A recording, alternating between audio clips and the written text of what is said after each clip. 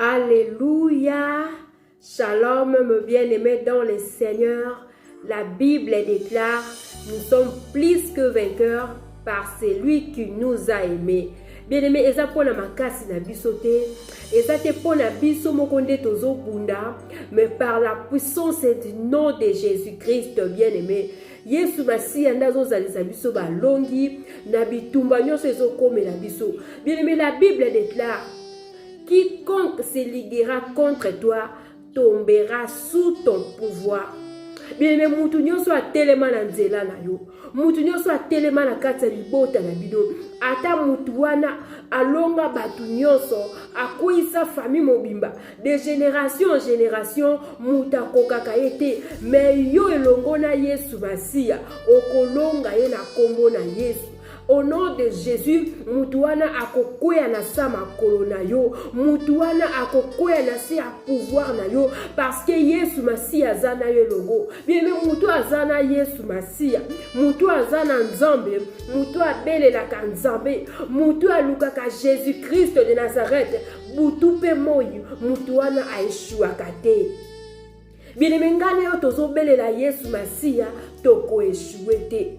Quelle que soit la longueur de la nuit, bien-aimé, tongo etana kakata. Ata molili wane umela na kata libota na bino.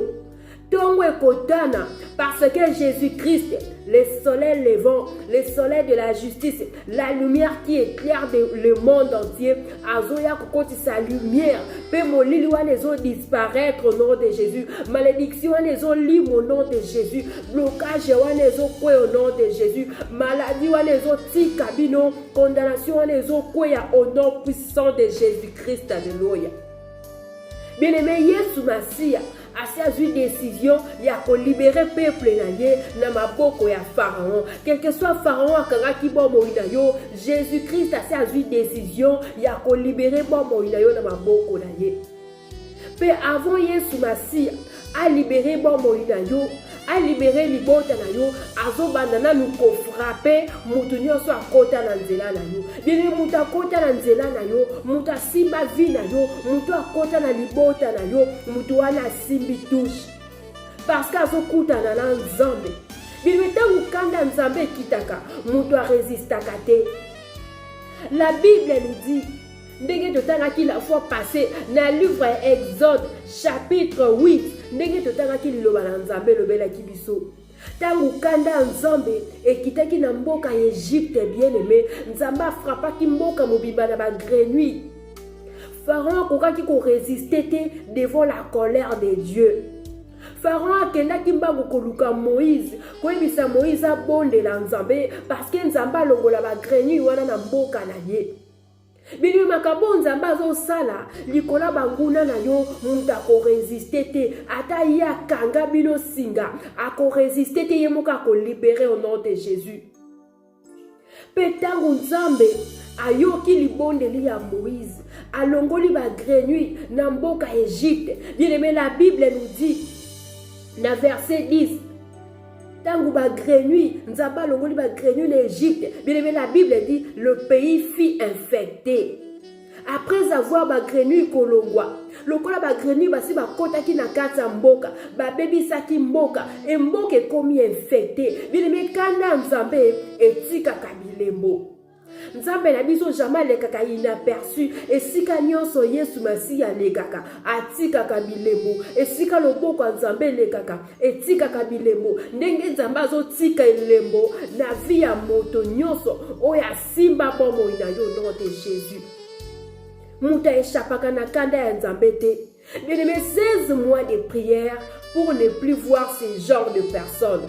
Tozo continuer ko poussa na présence Nzambe et avant aussi sa programme oyo Yesu Masiya zo koti sa trouble na kamba nguna na biso nom de Jésus.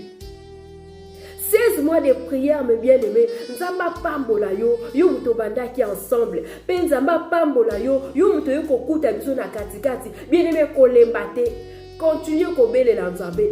Continuez ko luka Nzambe parce que monguna lembaka te. Monguna tika kate, yo zolala ya kolala te, butu nyonso bakendaka na ba réunion koluka.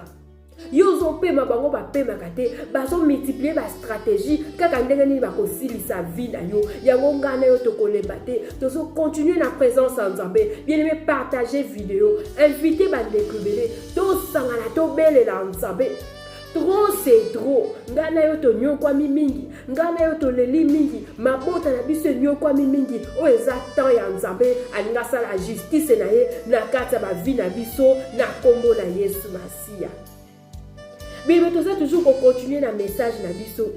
Tozui ba Bible na biso tozo tanga liloba na Nzambe. Na livre Exode toujours, Exode chapitre 8 verset 12, on retient maintenant le 13e verset. Nous lisons la parole de Dieu. L'Éternel dit à Moïse, dis à Aaron, étends ta verge et frappe la poussière de la terre. Elle s'échangea en poux dans tous les pays d'Égypte. Ils firent ainsi, Aaron étendit sa main avec sa verge et il frappa la poussière de la terre et elle fit changer en poux. Sur les hommes et sur les animaux, toute la poussière de la terre fit changer en poux dans tous les pays d'Égypte. La parole du Seigneur. Bien-aimé, tozo bete la liloba na Nzambe maboko. Tozo bete la liloba na Nzambe maboko. Liloba oye ko sala justice na ba vie na biso. Liloba oye ko sala justice et ko juger banguna na biso et ko condamner banguna na biso pe et ko détruire armée nyonso ya Pharaon oye se leva qui contre bon moina yo au nom de Jésus. Bien-aimé, Nzamba suki kaka na kobimisa ba grenu te na mboka Égypte. Nzamba ke ko continuer lisusu. Nzamba lobi ako frapper banguna na biso mikolo na mikolo. Ti tango bako comprendre que Yesu Masia ndaza Nzambe. Nzamba lobi avant à libérer bomo inayo.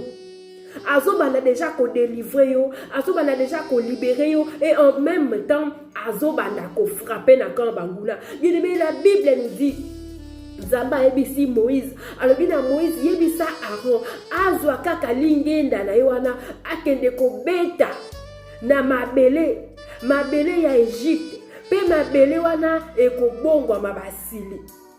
Bien-aimé, la Bible nous dit, tangu Aaron ayoki liloba na Nzambe, ayoki mongongo ya Nzambe na nzela ya Moïse, Aaron azwi nzete na ye, atomboli, ake kobeta na mabele ya Égypte. Bien aimé, tangu Aaron azobeta nzete, mbala moko miracle eza ko se produire, mbala moko nguya na Nzambe kiti, na nzela ya loboko ya Aaron, pe mabele bandi kobongwa mabasili, basili wana babandi kokota partout, na mboka ya Égypte, bandi komata na banzoto ya batu. Babandi kotambola tina banyama basili batondi na mboka Égypte. Mais bien aimé, tala nguya na Nzambe ndenge se manifestaka. Bien aimé, yozo yoka liloba na Nzambe kotia tembete, yozo yoka mongongo na Nzambe kotia tembete. Bien aimé, liloba na Nzambe otozo tanga eza na nguya ya ko changer ba donner, ya ko transformer ba vie, ya ko changer ba situation. Yako bongola esika kolelezalaki yako komise sengo pe yako zo sengo banguna na biso yako bongola yango ekokoma kolela. Bien aimé, ba Égyptien tango badaki ko maltraiter peuple Israël, babandaki ko sepela, babandaki ko mona ke bango nde bazolonga. Mais tango Nzambe aye ko balola match, Nzambe siko bandi ko frapper ba Égyptien kolele koti na ngambo ya Égypte. Bien aimé, mboka Égypte zangi kimia, mboka Égypte zangi sengo, lelo ba grenui lobi basili. Nzamba kotisi trouble na kan Égypte. Bien aimé, Nzamba zo kotisa trouble na kan ya banguna na yo au nom de Jésus. Bato bandaki ko se réjouir na konyokola yo, na kolelisa bomo na yo. Nzamba zo kotisa trouble na kan na bango au nom de Jésus. Bien aimé, Nzamba pesi Moïse na Aaron pouvoir likolo ya mabele ya Égypte. Bien me côté la réalité, Moïse na Aaron, malgré bazalaki ko vivre na mboka Égypte, bazalaki ba originaire ya Égypte te, bazalaki ba étranger. Bien mais comment un étranger akoki kozwa pouvoir na mabele ya mboka ya batu, pe ya kozwa yango ya kobongola yango na basili. soki eza kaka na nguya na Nzambe te. Or la Bible déclare: tout foulera la plante de tes pieds, je te les donne en possession.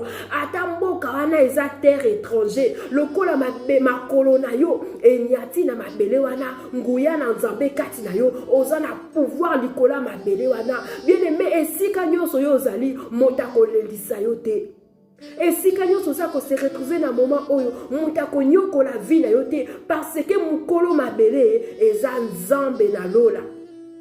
Mukolo mabele eza l'Éternel des armées. Yenda za na pouvoir pe na décision ya kozwa likola bomo ya bana na bato. Bien aimé, Aaron o azalaki étranger na mboka Égypte. Moïse o azalaki étranger na mboka Égypte, mais Nzambe apesi bango pouvoir ya kokomande mabele ya Égypte. Mabele wana pe yoki bango etosi nguya na Nzambe, mabele wana ebongwami ekomi basili. Est-ce que moto moko azolanda nga na moment oyo oyo aza na posa abanda kokomande mabele oyo azali? Bien, est-ce qu'on a besoin au téléma nanguya na Nzambe au banda ko commander au nom de Jésus? Bien aimé, ngana yo lelo tozo commander mabele, parce que mukolo mabele za Nzambe. Nzambe apesi ngana yo pouvoir ya ko commander likola mabele, ya ko déclarer likola mabele. Bien moto asimba vie na yo, so kanyataka mabele o Nzambe asala kaka mabele wana yango ezo frapper ye. Bien mabele e bongo mi basili, pe basili ono babandi ko torturer ba égyptien, babandi ko maltraiter ba égyptien, babandi ko rendre ba égyptien mal à l'aise. Kaka mabele o bango banyata et bon quoi mi basili ou bandi ko rendre bango mal à l'aise. Bien lelo ngai na yo toza na pouvoir na kombo na Yesu na nguya molimo mo santo tozo banda ko déclarer bien place ozo na ngai banda ko pambola Nzambe. Nzambe aye ko pesa yo pouvoir na ko commander mabele. Nzambe apesi yo autorité ya mabele oyo zo nyata na moment oyo banda ko pambola Nzambe. Alléluia. Pesa Nzambe merci. Nzambe a visité ngai na yo na pokwa lelo. Nzambe a bengi ngai na yo na présence na ye kwa pesa biso bato ya commandement. O soki Aaron atombola ki verge ngai na yo tanilo bana Nzambe nde tozo commander banda ko pambola Nzambe au nom de Jésus. Alléluia. Nani azalo kola Nzambe. Nani azalo kola Nzambe. Nzambe mabele zo tosa. Nani asalaka lokola Nzambe. Nzambe mokili ezotosa. Nani akoki kokomande mabele banda kopambola Nzambe. Merci Seigneur Jésus. Merci Éternel des armées, parce que la nzela liloba na yo Yahweh opesi biso pouvoir, opesi biso puissance, opesi biso autorité, opesi biso nguya na kombo na yo Yesu Masia. Yango to pamboli kombo na yo au nom de Jésus. Bien aimé, na quelques minutes avant de clôturer le programme d'habitude à journal bien aimé, derrière la parole de Dieu, il y a la puissance et de la main de l'Éternel. Liloba na Nzambe oyo yoki ememi nguya na Nzambe na kati ya bomo na yo siko banda ko déclarer mutu nyonso akota na vie na yo mabele oyo azonyata Nzambe mutu akela yango yebisa Nzambe mutu akota na vie na yo kaka ndinga nyata ka mabele frappé ye bile banda ko déclarer au nom de Jésus. Tu as la puissance de Dieu dans ta parole, tu as l'onction du Saint-Esprit sur toi banda ko déclarer au nom de Jésus. Alléluia. Banda ko déclarer mutu akota na vie na yo, mutu azolelisa libota na yo, mutu azo maltraiter bomo na yo mabele oyo anyataka e banda ko torturer ye e banda ko maltraiter bomo na ye mabele e produire eloko moko te bien aimé banda ko déclarer nyonso ezo mata na motema na yo parce que oyo ozo bimisa nguya na Nzambe zo accompagner maloba na yo pona ko accomplir yango au nom de Jésus. Yoko lela lisusu te na kombo na Yesu. Alléluia. Yoko nyoko ma lisusu te na kombo na Yesu Masi au nom de Jésus. Au nom puissant de Jésus. Moto kota na bomo ina yo kaka ndenga zo nyata mabele frappé ye, mabele frappé ye, mabele frappé ye au nom puissant de Jésus-Christ de Nazareth. Alléluia. Merci Seigneur Jésus. Merci Éternel des armées. Merci Jéhovah Rapha. Merci Jésus-Christ de Nazareth. bonsoir na yo lokumoza nzambe pambolama na yo au nom puissant de Jésus-Christ. Alléluia. Merci Seigneur Jésus. Merci Seigneur Jésus. Merci Seigneur Jésus-Christ de Nazareth. Alléluia. Oh mes bien-aimés, Nzamba pambola yo. Olekisi tant na yo na présence en Nzambe pambate. Yeba ke loboko na Nzambe et accompagner ma prière na yo. Pe nguya na Nzambe ezo localiser au place ozali pona kokango la bombo yo pe ko libérer libota na yo au nom puissant de Jésus-Christ. Toza toujours qu'on continue na kata programme na biso bien aimé kozanga te toza toujours na ba programme na biso il y a 16 mois de prière pour ne plus voir ce genre de personnes ceux qui n'ont s'abonner te mais bien aimé on s'abonner la chaîne na biso et partager vidéo oyo to kutani à la prochaine. Vraiment que Dieu vous bénisse toujours na continuité à ba programme na biso penzamba ko se manifester puissamment na ba vie na biso au nom de Jésus-Christ. Amen.